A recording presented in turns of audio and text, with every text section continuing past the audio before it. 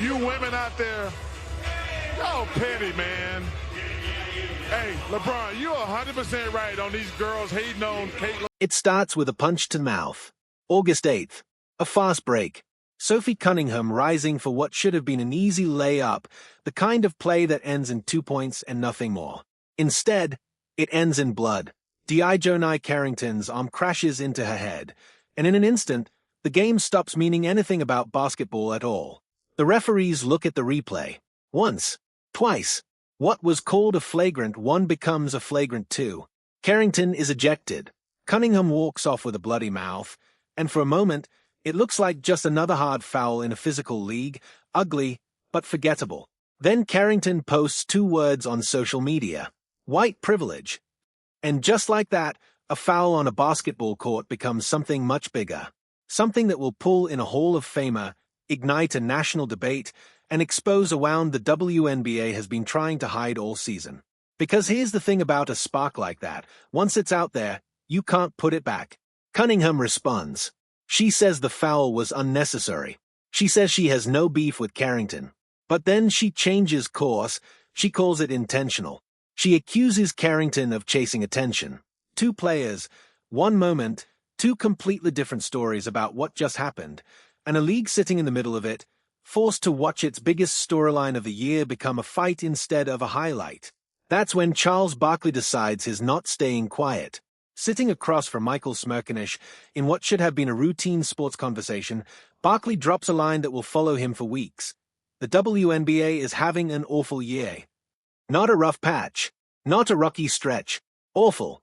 And when Smerconish pushes back, when he cites a peer-reviewed study suggesting hard fouls between black and white players happen at exactly the rate you'd statistically expect, no more, no less, Barkley doesn't back down. No, you're wrong, though, he says. He's not disputing the numbers. He's disputing the story. Because to Barkley, the data was never the point. The moment Carrington typed those 2 words and hit send, the incident stopped being about a foul and became something else entirely, a lightning rod. That was stupid on her part, he says flatly. And then he goes further than most people on television are willing to go. When you turn stuff to the internet, all the race hustlers start coming out. Barkley says, we have a ton of race hustlers out there. White and black. Let me repeat that. White and black. It's the kind of line that stops a room. The kind of line that gets clipped, shared, and argued over before the segment even finishes airing. Because Barkley isn't picking a side in a race war, he's saying there shouldn't be one to pick in the first place. He calls the foul exactly what he thinks it is. A dirty play, he says, period. No qualifiers, no hedging, just a hard truth, delivered the way only Barkley delivers them. But then Smerconish tries something different. He reaches back into basketball history to a rivalry that once carried its own racial weight, Larry Bird and Magic Johnson. Black and white, 2 icons who built the modern NBA on the back of their competition. And for a second, it feels like Barkley might use that comparison to soften his stance. He doesn't. Instead, he tells you exactly what separates that era from this one, and it isn't race at all. There was always respect, Barkley says, and then, so you don't miss it, so it lands the way he needs it to land, he says it again. There was always respect. That's the difference. Not the color of the players. Not the intensity of the rivalry. Respect. The one thing Barkley believes is missing from the way certain players treat Caitlin Clark and Sophie Cunningham. And this is where the story turns from one foul into something much larger. Because Barkley isn't just talking about DiJonai Carrington anymore. He's talking about a pattern. A feeling he can't prove with statistics, but one he's watched play out all season. Night after night, hard foul after hard foul. Those girls do not like Caitlin Clark or Sophie Cunningham, he says. He's careful here, more careful than people expect. He doesn't call anyone a racist. He says it outright. I'm not going to get on here and call somebody a racist because I don't have any proof. But he also refuses to pretend nothing is happening. Something is going on, he insists, and he's not going to look away from it just because it's uncomfortable. So what is it, then? If it's not simply race, what's driving the tension that's followed Clark and Cunningham through every game, every replay review, every viral moment this season? Barkley's answer is the kind that makes you sit up.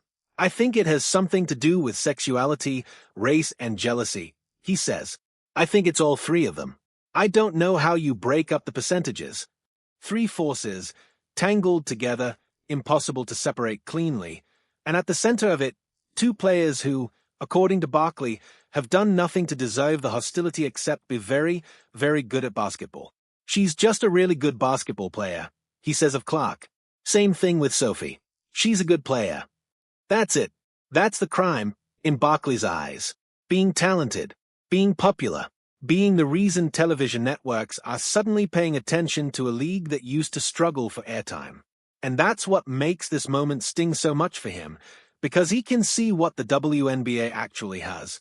A new collective bargaining agreement putting more money in players' pockets. Expansion teams on the way. Genuine, once-in-a-generation young stars capable of carrying a league into the mainstream. All the ingredients for a golden era. Instead, the headlines are about bloody lips, ejected players, and hashtags. When's the last time you heard something positive about the WNBA? Barkley asks. I can't even remember.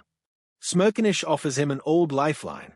The idea that there's no such thing as bad publicity, that controversy might actually be fueling the league's rise in attention.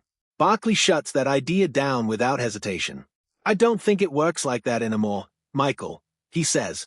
And that's where it leaves us, not with an answer, but with a warning.